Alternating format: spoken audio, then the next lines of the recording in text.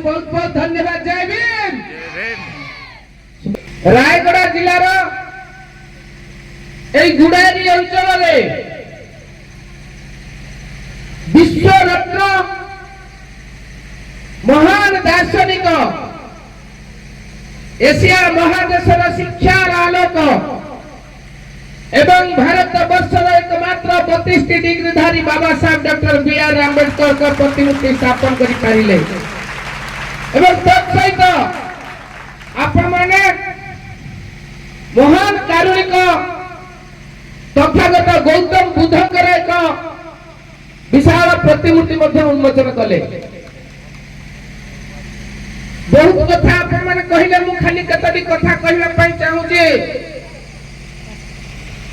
जो संविधान आपण को शिक्षा समानता स्वतंत्रता देला बोली कहिले आपण माने एई संविधान को बचाए कथा भी कहिले, संविधान में सब जिनिस देबा कथा कहिले। मु खाली आपण मान को कहिबा पई आसीची शिक्षित हले संग्राम कले एबे आसंतो भाई आम मानक भितरे थिबा जातिवाद को आगे आमे हटाई कि पाण कंध गोखा घानी डमो कंद्रा जते अछि सौरा ठारु आरंभ करी सौरा पर्यंत आमे एगो एक हबा जातिवाद को हटाबे को पड़िबो। आम भितरु आमे आउ ताकू सचेतन करी कहबा नै एटा करियो कि नाही आगो आम ठई परीक्षा करबा को पड़िबो। जो बंधु माने एठी अछंती ये समस्त होउतंती जणे जणे आंबेडकर। मो रायगड़ा वासी को धन्यवाद देबा पई आसुची। रायगड़ा ला पिला मानस खरा जी अंडर 19 रे क्रिकेट खेलुतला भारतीय टीम रे ताको मु नै जाजपुर जिल्ला रे संबर्धित करिथिली। मो रायगड़ा वासी को धन्यवाद देबा पई आसुची। रायगड़ा राज्य युवा नेतृत्व इंद्र कुमार बिड़िका भाई आज ओडिशा मूल निवासी यूनाइटेड फोरम रो युवा सभापति है। सारा ओडिशा रे से हम सहित बुलिकरी भाईचारा करूचंदी से मध्य आंबेडकरवादी कथा कहि समस्त को सचेतन करछंदी। हेले बंधुगण आपण मान को जो मौलिक अधिकार कथा कुआ गला आम मान को जो चाकरी रे नियुक्ति कथा कुआ गला जो पीओ एक्ट कथा कुआ गला जो रिजर्वेशन कथा कुआ गला ए सब बाबा साहब को दान। किंतु बाबा साहब कोन कहिले मो छुआ जदी पाठ पढिबे ताकर पैसा नाही ताकर सते ज्ञान नाही तेनु से केमिति पाठ पढिबे से सेहिति पई 6टी सीट रो संख्यानुपातिक 40 सीट आम पाई रहिबा पाई से संविधान रे कर देले। किंतु ओडिसा रे हमको मिलुची केते 22 भाग। एक कथा को अपन मन रखंतु संविधान रो जो संरक्षण दिया गला जो मौलिक अधिकार से मौलिक अधिकार को एठी लुंठन करा गला। एवं चाकरी क्षेत्र रे आम पिला माने उच्च शिक्षा को गले बहुत मार्क न रखिले बड़ कॉलेज में पाठ पढ़ी पारिबे नाही। बाबा साहेब आंबेडकर कहिले 100टी सीट रु आगो एससी एसटी सीट रहिबो तापर आपण मान को पिला केते पढंत न पढंत से कथा नाही। ताले मार रे नियुक्ति क्षेत्र रे कहिले बाबा साहेब जेते की चाकरी आसुची आसु आगो संख्यानुपातिक ओआरबी एक्ट 40 भाग रहिबो। किंतु हमको राज्य सरकार देले केते 22 भाग। एबे जो 506 ओएस पदवी भारिला एससी एसटी संख्या केते 89 रे 58टी होउची।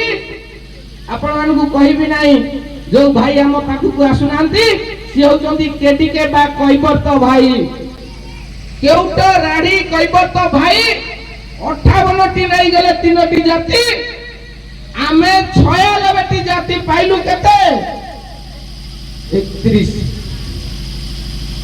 आमे 96 जण 31 से 3 जण नेले 58 अर्थात ଆଖି ବି ଚଞ୍ଚକତା ହେଇଛି।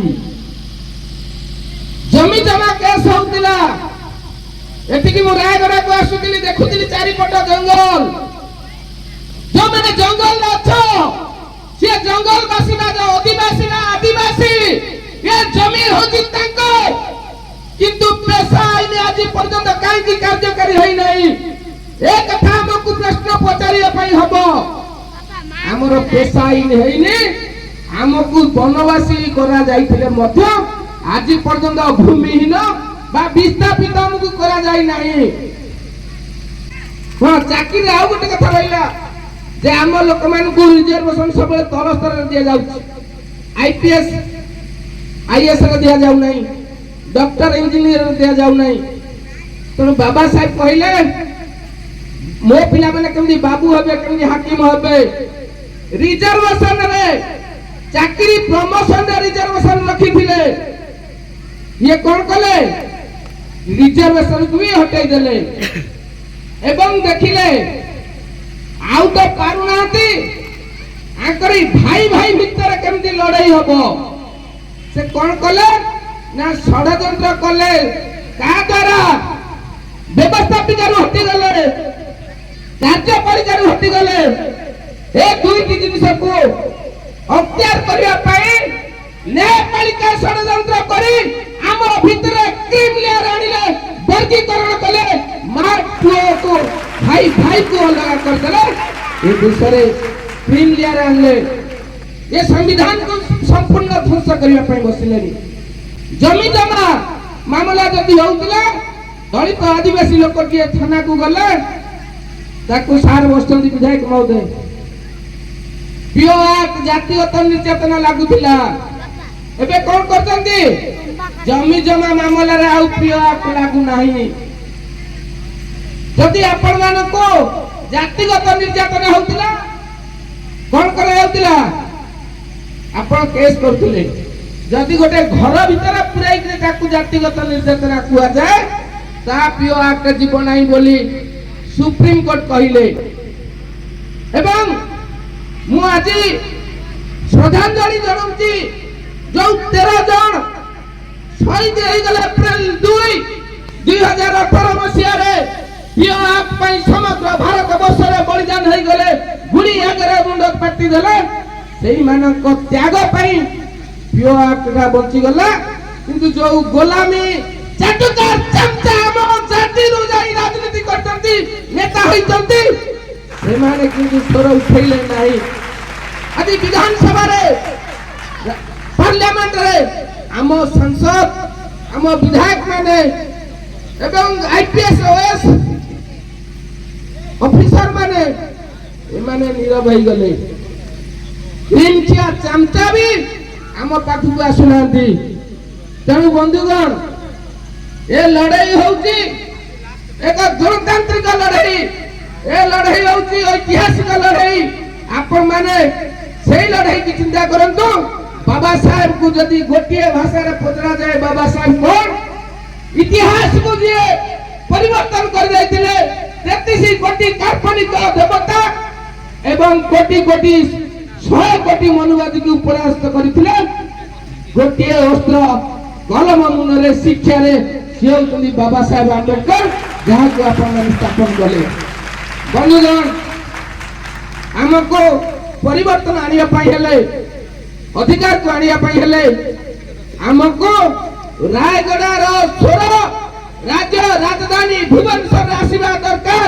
ସେଇଥିପାଇଁ এই মূল নিবাসী মানুষ, এই আদিবাসী মানুষ, ওবিসি মানুষ, দলিত মানুষ এবং তা সহিত ধর্ম নামে ধন্দা করুথিবা যে বিজেপি আরএসএস বদনাম দলକୁ জবাব দেওয়া পাই হেলে মুসলমান খ্রিস্টিয়ান ভাই মানুষ, সংখ্যালঘু ভাই মানুষ এক হওয়া পাই সমস্ত সংগঠনକୁ নেই মূল নিবাসী ୟୁନାଇଟେଡ ଫୋରମ ওড়িশা রাজ্যরে তার নেতৃত্ব নেই সংগ্রাম জারি রখিছি।